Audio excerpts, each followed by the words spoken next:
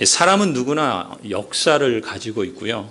또 그 이야기와 함께 살아갑니다. 한 사람의 현재의 모습은 과거와 별개로 동떨어져 존재하는 것이 아니라 과거와 긴밀하게 연결되어 있죠.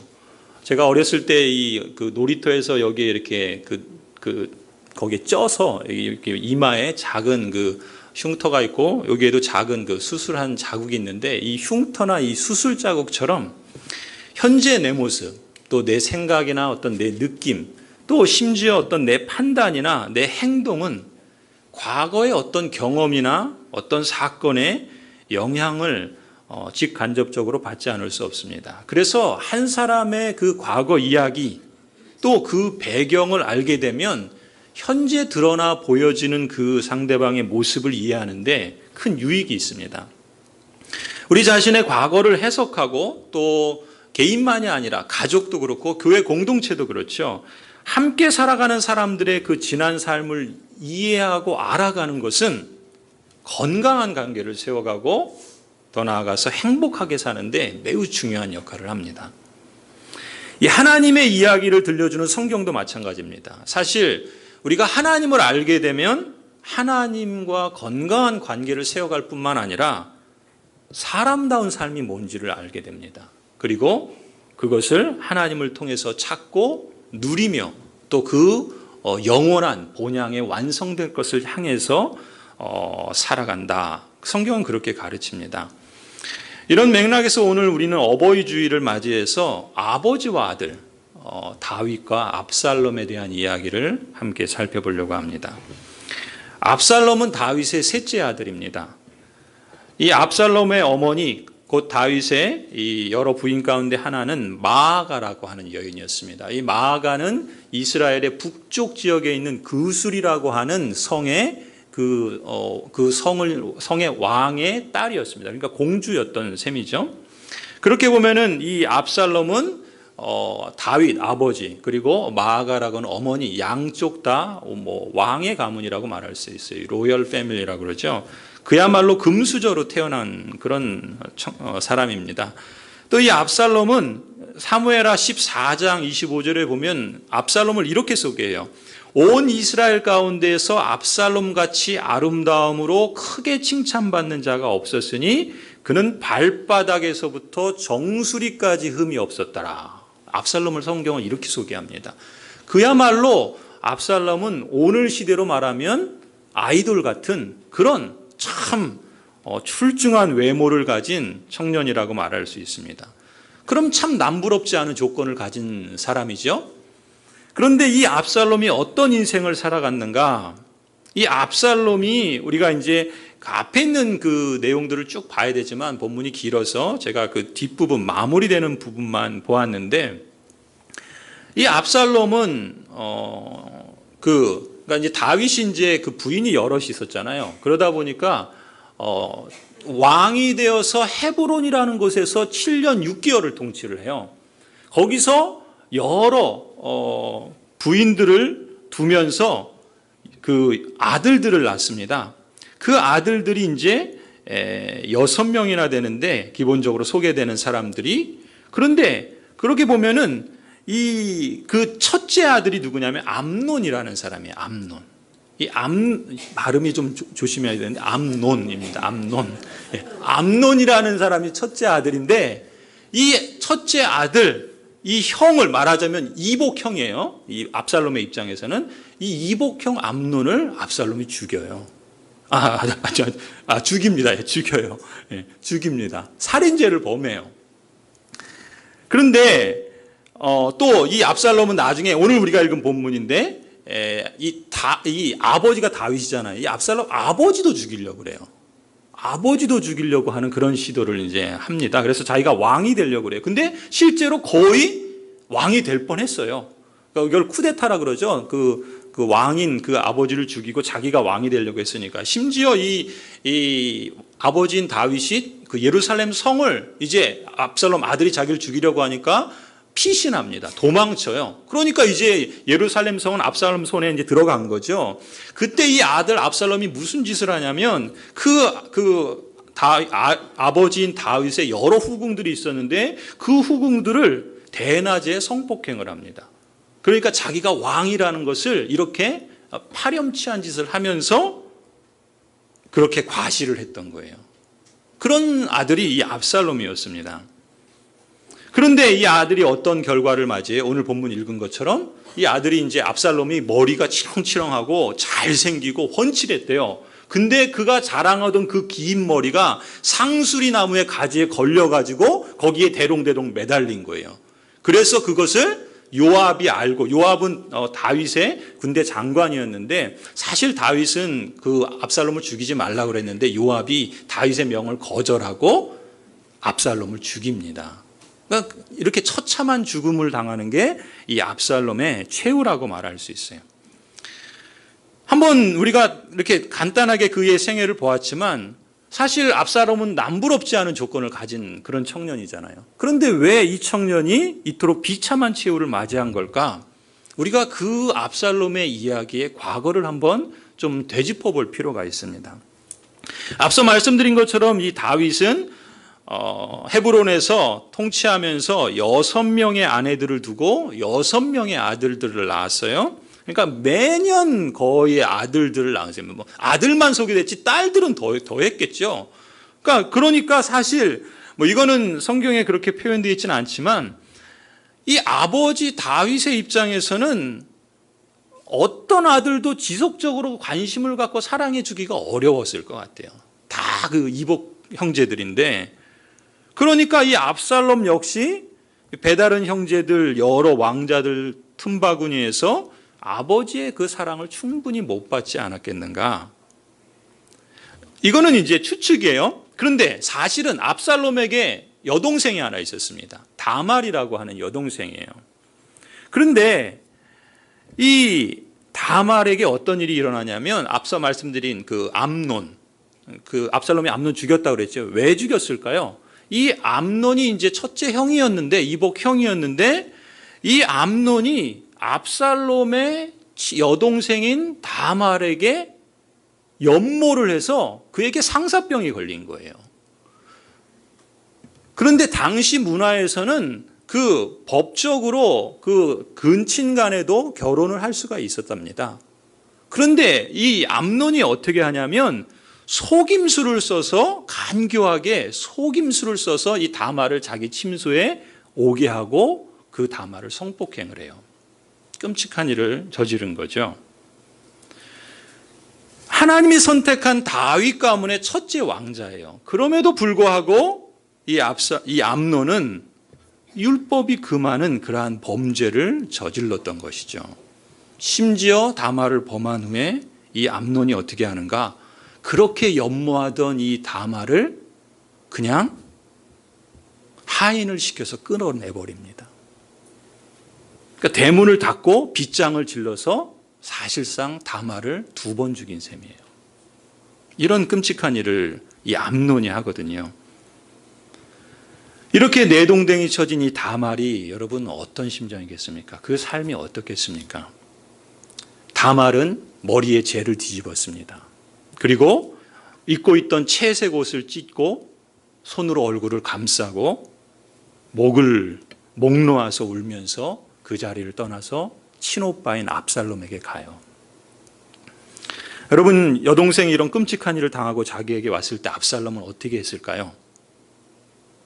사무엘하 13장 20절을 보면요, 이제 압살롬이 한 모습을 보여주고 있습니다. 그 오라비 압살롬이 저에게 이르되, 다말에게 말하는 거예요. 내 오라버니니 암논이 너와 함께 있었느냐? 그러나 그는 내 오라버니니 누이야, 지금은 잠잠히 있고 이것으로 말미암아 근심하지 말라 하니라. 이에 다말이 그 오라버니 압살롬의 집에 있어 처량하게 지내니라. 이 압살롬은 상처를 입고 찾아온 이 다말에게 뭐라 그래요? 지금은 그냥 잠잠히 있자, 그렇게 말을 합니다. 그리고 그런 세월을 자그마치 2년을 보내요. 2년을. 그러니까 뭐 2달도 아니고 이틀도 아니고요. 뭐 2달도 아니고 2년이라는 긴 세월을 마치 아무 일도 없다는 듯이 그냥 지냅니다. 여러분, 2년을 지나면서 이 다말의 마음과 그 삶은 어떻겠습니까? 그리고 그 여동생을 자기 집에 두고 있는 이 오빠인 압살롬의 그 마음은 또 어떻겠습니까? 사실 지금 이 성경에 나오는 이 가문의 이야기는요, 다윗의 가족에게 일어난 사건입니다. 그렇게 보면 이 다윗이 추구하는 그 나라, 그리고 다윗이 이루어가고자 하는 그 사회는 하나님이 통치하는 나라예요. 그런데 그 하나님의 나라를 추구하는 이 가족과 이 공동체 가운데 뭐가 없냐면 정의가 없어요. 비정상이 정상적으로 받아들여지고 또 약자에 대한 보호가 없어요. 약자를 돌아보는 마음을 찾아볼 수 없는 것이 참 놀라운 거죠. 이것이 이 한 가정의 비극이 아니라 그것은 더 나아가서 사실 그 다윗의 가문이 보여주고자 하는 하나님 나라를 추구하는 공동체에 대한 비극인 거예요. 그런데 사실 일어나는 일들을 보면 참 무양점들이죠. 다말이 어떻게 합니까? 이런 끔찍한 일을 당한 후에 당연히 아버지인 최고 권력자인 다윗에게 갈 만하지 않겠습니까? 또 그 어머니인 마사에게 갈 만도 하잖아요. 그런데 누구에게 갑니까? 오빠인 압살롬에게 가요. 심리학을 전공하고 또 이렇게 신학자인 어떤 분은 이 이야기를 두고서 아마도 다말이나 압살롬은 그 아버지 다윗이나 그 어머니 마사와 친밀한 관계를 맺지 못한 것 같다. 그렇게 해석을 합니다. 그러니까 아버지나 어머니로부터 평소에 자신의 고민을 말하고 털어놓고 대화할 수 있는 그런 관심을 받지 못한 것 같다는 거죠. 다윗의 지금 모습이 그랬던 거고요. 또 오빠인 압살롬은 어떠합니까? 그 15장, 13장 거기 보면은 압살롬 역시 아무런 대응을 하지 않아요. 그냥 2년 동안 침묵합니다. 13장 21절을 보면은 다시 한번 거기 기록되는 것이 뭐냐면 무엇보다도 이 아버지 다윗 왕, 이 왕이 몰랐던 게 아니에요. 그 소식을 듣습니다. 그런데 어떻게 해요? 그 소식을 듣고는 심히 노해요. 뭐 당연하겠죠. 그리고 아무런 조치를 안 해요. 아무런 조치를 취하지 않습니다. 이 다윗의 가정은 한 가족으로서 적절한 기능이 작동하지 않는 요즘식으로 말하면 역기능적인 가정이었던 거예요. 이런 참상은 한 가정의 비극을 넘어서 이 사회와 이 공동체의 비극이기도 했던 겁니다. 게다가 이 다윗 가문은 하나님 나라를 대표하는 공동체로서의 의미를 갖는데 그렇게 보면 그런 점에서 보면은 우리 그리스도인 가정이나 하나님 나라를 대표하는 교회 공동체 안에서 사회 경제적인 약자들이나 무력한 사람들에게 무관심한다거나 정의롭지 못한 것에 대해서 침묵하는 것은 과연 그 모습에 대해서 하나님은 뭐라고 하실까? 우리는 이 다윗의 모습을 통해서 묻지 않을 수 없죠. 이런 끔찍한 비극에 대해서 사실 하나님이 행동하시지 않아도요, 이런 비극은 열매를 맺어갑니다. 사실 이 공동체가 그 열매를 먹어요. 압살롬이 2년 동안 그 여동생을 자기 집에 두죠. 마치 아무 일도 없었던 것처럼. 겉으로 아무 일 없이 그렇게 지내지만 그렇다고 그 일이 잊혀지는 건 아닙니다. 압살롬은 그 일을 마음속 깊은 곳에 눌러놓았던 것 같아요. 그걸 억압이라고 그래요. 어떤 받아들이기 힘든 감정이나 뭔가 생각, 어떤 사건, 그런 기억, 이런 욕구 뭐 이런 것들을 마음속에 그냥 꾹꾹 눌러두는 거예요. 그걸 억압한다 그래요. 근데 그 억압하는 건 되게 좋은 감정을 눌러두는 게 아니라 부정적이고 안 좋은 그런 것들을 이제 눌러두는 거죠. 그래서 이렇게 마음속에 쌓아둔 그 마음이 오죽하겠습니까? 분노가 치밀겠죠. 원망이 있겠죠. 적개심이 나타나지 않겠습니까? 증오심이 생기지 않겠어요? 그런 감정의 쓴뿌리를 이 압살롬은 자기 마음 깊숙한 곳에 계속 담아두고 2년을 보냈던 거예요. 그런데 이 감정의 쓴뿌리가 어떻게 되겠습니까? 씨가 뿌려지면 열매를 맺죠. 그런 겁니다. 사람 마음도 그 마음에 뿌려진 씨는 열매를 맺기 마련입니다. 밖으로 터져 나와요. 겉으로 볼 땐 아무런 문제가 없는 것처럼 보이고 겉으로 볼 땐 평안해 보이지만 그렇다고 문제가 해결된 건 아니에요. 이게 불의도 그렇고요. 죄도 그렇습니다. 어떤 불의나 죄가 용인되고 그건 속죄를 해야지 덮는다고 없어지지 않습니다. 오히려 죄는 부풀어지고 커지고 썩고 그래서 더 깊고 곰게 만드는 그런 작용을 하죠. 그래서 이 죄의 영향은 가해자도 죽일 뿐만 아니라 피해자도 죽입니다. 죄는 모두를 다 죽이죠. 그것이 죄의 힘입니다. 압살롬이 어떻게 합니까? 어느 때가 되어서 2년이 지나서 그 암논을 기회를 잡아서 죽입니다. 죽일 때 자기 부하들에게 명령을 내려요. 그게 이제 사무엘하 13장 28절인데 이렇게 말합니다. 세 번역을 이렇게 말씀드리면 암논이 술을 마시고 기분이 좋아질 때를 잘 지켜보아라. 이게 압살롬이 하는 얘기예요. 부하들에게. 그러다가 내가 너희에게 암논을 쳐 죽이라고 하면 너희는 겁내지 말고 그를 죽여라. 내가 너희에게 직접 명령하는 것이니 책임은 내가 진다. 다만 너희는 용감하게 주저하지 말고 해치워라. 압살롬이 자기 부하들에게 내린 명령이에요. 여러분, 이 압살롬이 이 말을 할 때 이 말 한마디 한마디에는 그의 분노가 서려 있는 거죠. 2년 동안 담아두었던 쌓아두었던 깊이 잠재워졌던 그 분노가 이제 터져서 이렇게 무시무시한 말로 쳐 죽이라고 해치우라고 명령을 합니다. 여러분, 어쩌면요 이 2년 동안 압살롬은 기다렸는지도 몰라요. 누구를 기다렸겠습니까? 아버지 다윗이 적절한 조치를 해주기를 기다렸는지도 모릅니다. 그런데 아버지 다윗은 아무런 조치도 하지 않죠. 그저 침묵하고 그걸 침묵으로 일관합니다. 그러면서 압살롬의 분노는 암논에게만이 아니라 아버지에게도 쌓였을 겁니다. 사실 이렇게 과거에 이 마음속에 깊이 억압되어 있는 것들을 표출할 때 사실 그러한 분노나 적개심은요 상대방에게만 향하는 것이 아니라 그게 부메랑이 되어서 자기한테도 온다는 거죠. 나에게 상처 입힌 그 누군가에게 분노하고 그걸 적개심으로 쌓아두고 그 부메랑을 향해서 그를 향해 던지면 안타깝게도 어떻게 됩니까? 그도 죽을 뿐만 아니라 그게 돌아와서 나도 죽인다는 겁니다. 사실 이 아름다운 청년 압살롬의 인생은 이렇게 점점 망가지게 돼요. 여러분, 사람의 마음속으로 들어간 것은 꼭 밖으로 나오기 마련입니다. 그래서 우리 안으로 어떤 것이 들어가는지를 돌아보는 게 참 중요합니다. 우리가 그리스도인이라 하더라도 우리 마음을 지키는 게 정말 중요합니다. 내 마음에 무엇이 들어가 자리 잡고 있는 것을 우리는 종종 되짚어 볼 필요가 있다는 것이죠. 너무 심각한 것 같아서 제가 재밌는 이야기 하나 할까 합니다.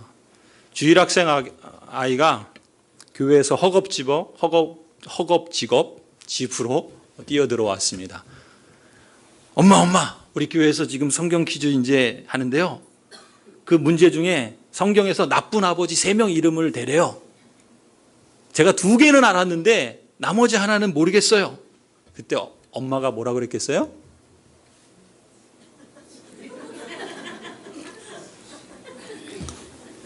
성경 퀴즈는 잘 못하시는데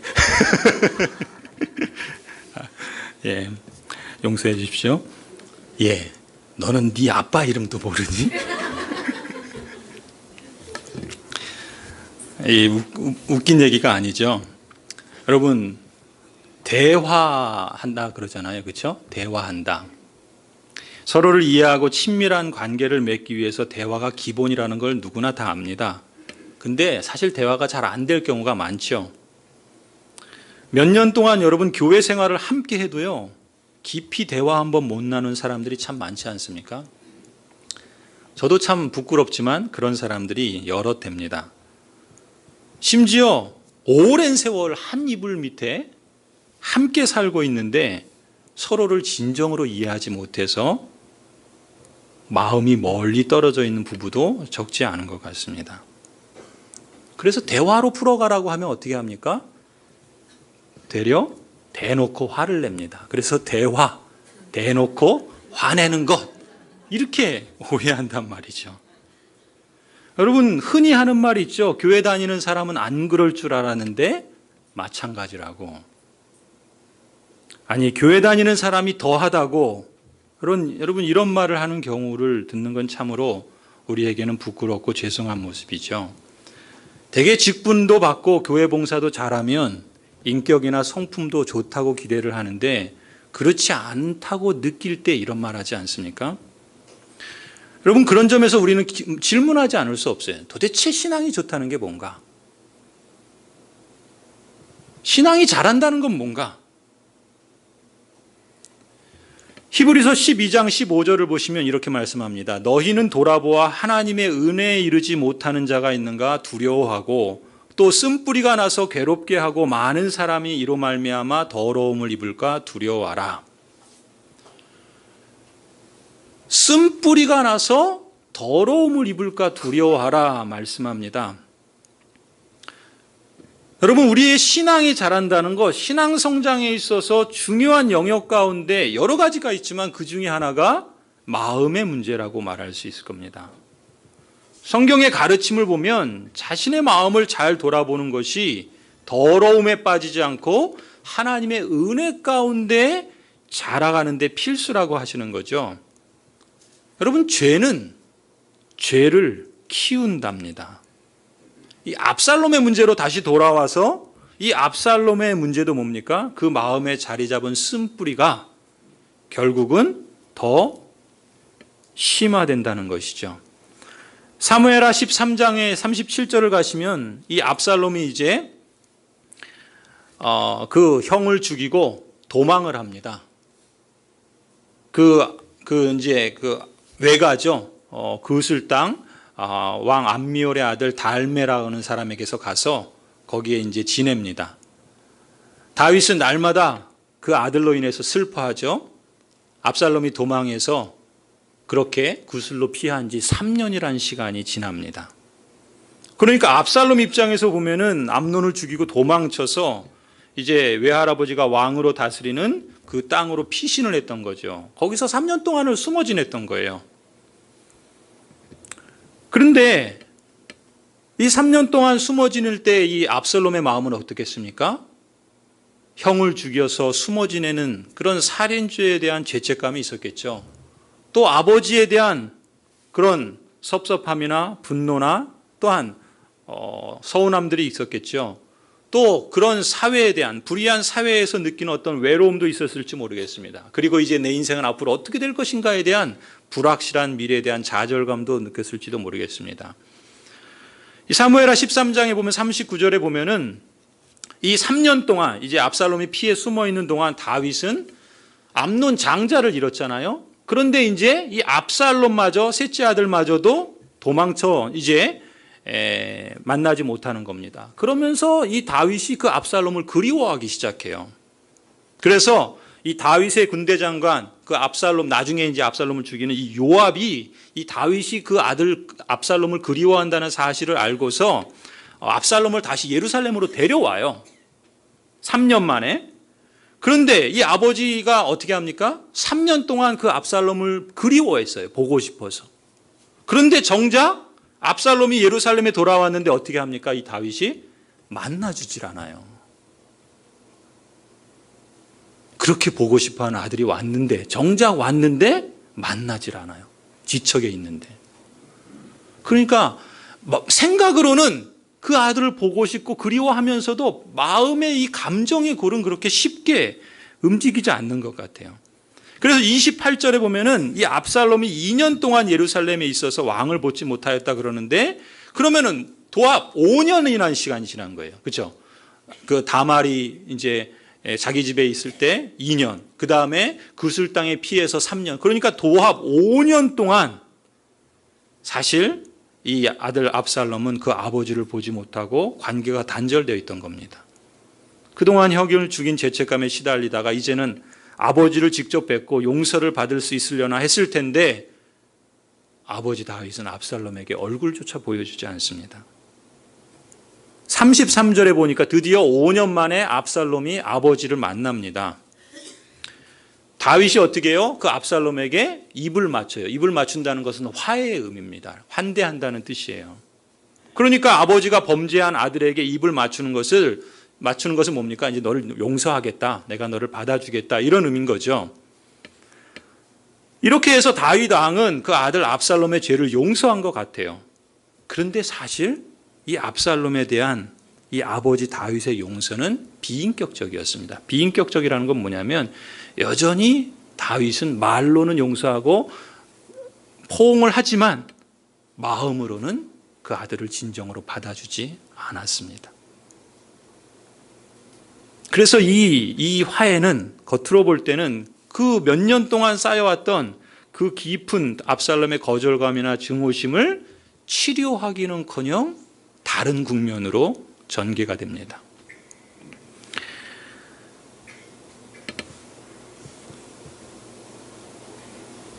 성도 여러분, 이 압살롬의 이야기를 보면서 우리가 한 가지 또 주목할 것은 심리학자들은요, 인간의 마음에 두 가지 의식이 있다고 그래요. 열린 의식이 있고 닫힌 의식이 있다고 그럽니다. 열린 의식은 우리가 아는 거예요. 우리가 인식하는 겁니다. 그런데 우리의 그 마음에는 우리가 모르는 그것이 우리 안에 있는데 우리가 모르는 것도 있다고 그래요. 그래서 닫혀 있다 그렇게 부릅니다. 가령 이런 거예요. 나라고 하는 의식에는 내가 아는 내 모습이 있죠. 그런데 나도 알지 못하는 부분이 내 안에 있다라는 거예요. 가령 압살롬의 경우를 들면은 압살롬의 경우는 뭐예요? 압살롬의 생각에는 아버지에 대한 분노도 있고 적개심도 있고 소외심도 있고 증오심도 표출하고 있었어요. 그걸 자기도 알아요. 겉으로 그걸 느끼니까. 그런데 사실 아버지 다윗이 자기를 불러서 이제 포옹하고 안아주었을 때는 그 피해서 숨어 있는 동안 2년 동안 그 여동생을 자기 집에 두고 또 암논을 죽인 다음에 3년 동안 그 구슬 땅에 피해 있으면서 이 압살롬이 아버지에게 기대했던 건 뭔가 겉으로는 지금 분노와 적개심과 소외심 이런 증오감을 표출하고 있지만 사실 압살롬의 그 깊은 마음 구석에는 아버지의 사랑을 받고 싶었던 겁니다. 아버지로부터 인정을 받고 싶었던 거예요. 그 마음이 숨어 있었던 거예요. 근데 그거는 자기가 그걸 그렇게 인식하지 못했는지도 모르죠. 그런데 압살롬의 행동을 보면은 그 마음이 정말 크다라는 걸 우리가 느낄 수 있어요. 다말 사건 이후에 압살롬이 2년을 기다린 것도 그렇고 3년 동안 피신했다가 아버지를 만나기 위해서 예루살렘에 돌아온 것도 그렇고 압살롬은 아버지의 인정과 사랑을 또 용서를 받고 싶은 그런 또 압살롬도 아버지를 용서하고 싶은 그런 마음이 그 자신은 의식하지 못하지만 그 마음 깊숙한 곳에 그런 욕구가 있었던 것이죠. 그런데 압살롬은 그걸 경험하지 못하는 거예요. 포옹을 하고 용서한다고 받아주는 그런 행동은 있었지만 그러나 실제적인 그런 애착 관계를 아버지에게서 발견하지 못한 겁니다. 자녀들에게 있어서 애착 관계가 참 중요하다 그래요. 사랑하는 사람과 관계를 맺고 유지하는 걸 애착 관계라 학자들은 그러거든요. 그런데 암논도 다말도 압살롬도 이 집안에 큰일이 터졌을 때 아버지 다윗과 의논하거나 대화하지 않습니다. 자신의 속 깊은 그 마음을 털어놓지 못해요. 당면한 문제를 말할 수 있는 관계가 안 됩니다. 여러분, 아이가 어렸을 때 스트레스를 받는 가장 큰 요인 가운데 하나가 양육자인 부모와 애착 관계를 형성하지 못하는 것이라 그러죠. 아이들이 그래서 가장 두려워하는 게 뭡니까? 우리 이게 지금 낯가리는 아이들이 이렇게 엄마에게서 떨어지면 제일 무서워하잖아요. 왜 그렇겠어요? 본능적으로 사랑받지 못해서 버림받을 거에 대한 두려움이 있는 거예요.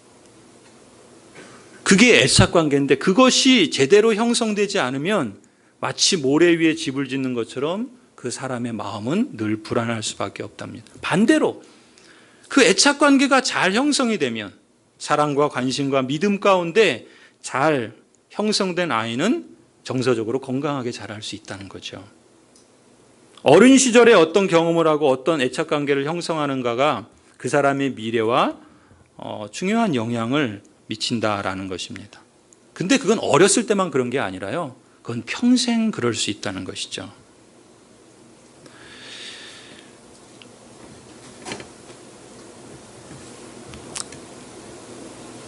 아무튼 우리가 교회 공동체로서 또 우리가 믿음의 가정으로서 힘써야 할 것이 있다면 무엇인가? 우리가 부모로서 적절하게 우리의 자녀들을 인정해주고 또 적절하게 들어주고 관심을 가져주고 또 그 관심 속에서 자라갈 수 있도록 말하자면 그 애착관계를 잘 형성하는 것이 우리의 부모의 큰 역할이라는 겁니다. 압살롬처럼 돈을 많이 벌어다 줘도 또 좋은 집안에 태어나도 그것이 그 애착관계, 그 부모 사이의 관계를 대신할 수는 없다라는 거죠. 반대로 우리가 좀 가난하고 우리가 좀 연약해도 그 관계는 얼마든지 우리 마음에 따라서 다르게 나타날 수도 있다는 거죠. 그것은 가정만이 아닙니다. 교회 공동체도 마찬가지예요. 우리가 서로에게 갖는 그런 신뢰감이나 정서적인 인정, 관심 이런 것들이 사실 잘 형성되는 공동체가 건강한 공동체라고 할 수 있는 거죠. 우리가 예수님을 믿음으로써 우리 가정들이 이런 가정을 이루고자 힘써야 한다는 거예요. 그러니까 예수님을 믿으면 그것이 우리가 영적으로 복을 얻는 것뿐만 아니라 우리의 삶을 어떻게 건강하게 세워가야 하는가라는 것들을 하나님의 말씀을 통해서 배우게 되고 또 그것을 이루어갈 수 있는 힘을 신앙으로부터 말씀으로부터 하나님으로부터 경험하게 된다는 거죠. 그리고 그 중요한 역할이 교회 공동체라는 것입니다. 이 사회에서 그런 애착관계가 잘 형성되지 못하고 그걸 경험하지 못한 사람들이 많습니다. 그런 점에서 교회 공동체는 서로에게 또 주변 사회에게 어떤 대안적인 사회로 자리매김할 수 있는 거예요. 그것이 하나님 나라를 이루어가는 교회의 부르심인 것입니다. 정의를 정상으로 여기고 약자를 보호하는 그런 공동체가 이 세상에 많으면 많을수록 그 세상은 사람 사는 세상 같지 않겠습니까? 하나님께서는 교회를 그러한 공동체로 이 세상 가운데 보내주셨다는 것이죠. 성경에 보면 그런 정신이 너무나도 많습니다. 레위인들에게 그 도피성을 마련한 것도 마찬가지고요. 하나님은 끊임없이 고아와 과부, 연약한 사람들을 돌보라고 말씀하십니다. 그것이 참된 경건이라까지 그렇게 성경은 말씀하고 있죠. 그런데 그것이 가정이든 그리스도인 가정이든 교회 공동체든 그것이 중요한 가치와 추구하는 것이 아닐 때, 이 아버지와 가까워질 수 있는 희망을 포기할 때 압살롬과 같은 이런 일들이 일어난다는 거죠. 압살롬이 어떤 일을 합니까? 이제 암논을 죽인 것으로 끝난 것이 아니라요, 자신이 당한 것을 아버지에게 되갚아준다라는 마음을 갖습니다. 안타깝게도 지난 3년 동안 가졌던 그런 죄책감이나 실패감, 소외감, 좌절감, 또다시 아버지로부터 형식적으로는 안아줬지만 그 마음으로는 받아주지 않는 그 거절당함, 그것 때문에 이제 다 압살롬은 아버지에게 반란을 보복할 것을 공격적으로 표현합니다. 그게 이제 사무엘하 15장에 나오는 얘기예요. 15장 1절부터 보시면 이 압살롬이 아버지 다윗에게 직접적인 반역을 시작합니다. 근데 그 일을 얼마 동안 도모하는지 아십니까? 자그마치 4년을 기다립니다. 압살롬은 어떻게 보면은 이 사람이 이렇게 무서울 수가 있는 거예요. 그러니까 4년을, 몇 년을 기다렸습니까? 2년 기다렸죠. 3년 기다렸죠. 4년 기다렸죠. 이 젊은 청년이, 이 전도 유명한 청년이 그의 인생을 어떻게 망가뜨려 갑니까? 결국 4년을 걸쳐 도모한 일, 어떻게 합니까? 이 압살롬이 이제 돌아와서 아버지와는 이제 포옹을 했잖아요. 그러니까 이제 겉으로는 괜찮은 것 같아요. 근데 이 압살롬이 왕의 아들이니까 백성들로 하여금 이 다윗 왕에 대해서 불만을 갖도록 유도를 합니다. 사람들을 만나는 거예요. 그러면서 사람들에게 다윗 왕에 대해서 부정적인 이야기들을 하고 사람들을 자기 편으로 만듭니다. 추종 세력을 하나씩 모아요. 그래서 4년 동안을 준비하고 사람들이 어느 정도 모이니까 어떻게 합니까? 쿠데타를 일으키는 거예요. 아버지를 죽입니다. 실제로 그 일이 거의 성공해 가요. 심지어 그 다윗의 그 측근이었던 사람들도 이 압살롬을 따르게 됩니다. 그래서 이 압살롬이 헤브론에 가서 먼저 자신이 왕이 되었다는 걸 선포해요. 그리고 이어서 예루살렘을 쳐들어와서 예루살렘을 점령합니다. 그리고 아버지를 죽이려고 해요. 그때 이제 다윗은 목숨을 건지려고 도망치죠. 광야로 다시 도망칩니다. 그런데 이제 그 중간 이야기에 이제 다윗의 이야기들이 있는데 그건 빼고 이 압살롬만 보면 결국 어떻게 돼요? 오늘 본문 우리가 읽은 것처럼 압살롬의 이 반역은요, 결국 실패로 끝납니다. 다윗의 장군 요압에 의해서 처참하게 죽임을 당하죠. 그런데 이 죽임을 당했다는 소식을 다윗이 들은 거예요. 우리가 오늘 읽은 본문에서 어떻게 합니까? 압살롬이 죽었다는 소식을 듣자 통곡을 합니다. 내 아들 압살롬아, 내 아들 압살롬아, 차라리 내가 너를 대신하여 죽었다면 압살롬 내 아들아, 내 아들아. 여러분, 예루살렘으로 돌아왔을 때 아버지 다윗이 압살롬을 진정으로 받아주었다면 이런 통곡은 하지 않았겠죠. 다 끝나고 통곡한들 무슨 소용이 있겠습니까? 예루살렘으로 돌아왔을 때, 아니 그 이전 다말이 그런 끔찍한 일을 당했을 때 아버지가 적절한 조치를 했더라면 이야기는 달라지지 않았을까요?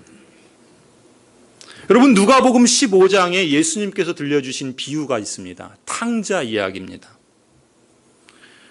여러분, 탕자 이야기를 다 아시죠? 예수님께서 들려주신 그 이야기의 아버지처럼 그 허랑방탕하고 아버지를 배신하고 그 아버지의 재산을 가지고 갔다가 다 허비하고 돌아온 그 아들을 어떻게 합니까? 이 아버지가 받아주잖아요. 다윗이 이 아버지와 같았더라면 둘째 아들은 집을 떠나서 방탕하게 살고 아버지 집에 수치만 안겨주고 마침내 집에 돌아왔는데 그 아들이 못된 짓을 저질렀음에도 불구하고 그 아버지는 어떻게 합니까? 그 탕자를 받아주죠. 안아주죠. 포옹하죠. 어떻게 합니까? 거대한 잔치를 벌이면서 잃은 아들을 찾았다고 진심으로 기뻐하지 않습니까? 만일 다윗이 이 아버지와 같았더라면 어떻게 되었을까? 여러분, 이렇게 가정하는 것은 이미 지나간 역사를 되돌릴 수 없죠. 그러나 적어도 우리가 앞으로 살아갈 날들에 우리의 삶에서 어떠한 마음을 가져야 할지에 대해서는 이것이 우리에게 유익을 준다 믿습니다. 다윗 자신은요, 하나님으로부터 어마어마한 빛을 탕감받았습니다. 하나님 아버지로부터 그 풍성한 은혜와 용서를 받았음에도 불구하고 정작 그 아들에게 나누어 주기를 계속해서 거절했던 것은 크나큰 죄였던 겁니다. 하나님이 어마어마한 빛을 탕감해 주셨는데 그것과 비교도 안 되는 그 작은 것을 나에게 빚진 자에게 탕감해 주지 않는 성도 여러분, 우리가 죄의 용서를 받았다고 해서 내가 지은 죄에 대한 기억을 잊어서는 안 될 겁니다. 내가 지은 죄가, 그 죄에 대한 대가가 얼마나 큰지를 잊는 사람은 그 은혜의 풍성함도 잃어버리게 되는 것이죠. 어쩌면 다윗이 그랬는지 몰라요. 죄사함에 대한 감격, 그 기쁨을 우리가 간직할 뿐만 아니라 그 이전에 내가 지은 그 죄의 무게, 그 죄가 용서받을 수 없을 만한 것이다라는 것을 기억하는 것이 중요합니다. 그래서 하나님이 내게 주신 그 용서와 그 은혜를 기억해야 하는 것이죠. 그 마음을 기억할 때 우리도 하나님께 빚진 자로서 가족이나 다른 사람에게 가난한 마음을 가질 수 있는 거죠. 가난한 마음을 가진 사람만이 천국을 소유합니다. 그것이 가정이든 그것이 교회든 우리에게 가난한 마음이 없을 때, 하나님이 내게 주신 그 은혜와 사랑에 대한 그 가난한 마음이 없을 때, 내가 하나님께 빚진 자라고 하는 그 죄에 대한 두려움과 가난한 마음이 없을 때 우리는 얼마든지 다윗처럼 다윗의 길을 갈 수가 있는 것이죠. 반대로 우리가 이 마음을 기억할 때 빚진 자로서 하나님과 그 아들 예수 그리스도를 만나는 그날까지 우리는 빚진 마음으로 그 탕감받은 감격으로 살아간다면 그것이 복이 아니겠습니까? 성도 여러분, 잠언서 4장 23절에 우리가 잘 아는 말씀이 있죠. 모든 지킬 만한 것 중에서 뭘 지키라고요? 마음을 지키라고요. 내 마음을 지키라 그럽니다. 왜요? 생명의 근원이 거기서부터 나기 때문이다 말씀하죠. 청교도 존 플라벨 목사님은 이 말씀을 근거로 해서요, 모든 신자들의 지상명령이 있는데 그것은 바로 마음을 지키는 것이다 이렇게 말씀합니다. 우리가 생각하는 지상명령은 뭡니까? 선교명령이잖아요. 그런데 잠언 4장 23절의 말씀을 생명의 근원이 마음에서 나는데, 그렇다면 우리가 신자로서 우리의 평생을 통해서 힘써야 될 명령이 있다면 바로 마음을 지키라는 것이죠. 그래서 이 플라벨 목사님은 마음, 참된 성도의 마음이라는 책에서 이렇게 말합니다. 사람의 마음은 거듭나기 전에는 사람의 지체 중에서 가장 사악한 것이지만 거듭난 후에는 가장 탁월한 지체가 됩니다.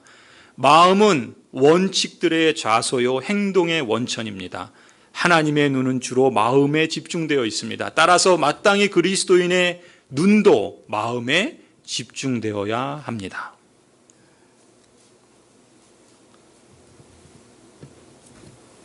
우리가 예수님을 믿기 전에 가장 큰 어려움은 마음을 사로잡아서 하나님께로 향하도록 만드는 것이지만, 우리가 예수 그리스도를 믿고 난 이후에 가장 큰 어려움은 우리 마음을 사로잡아서 하나님께 계속 붙들어 두는 것입니다.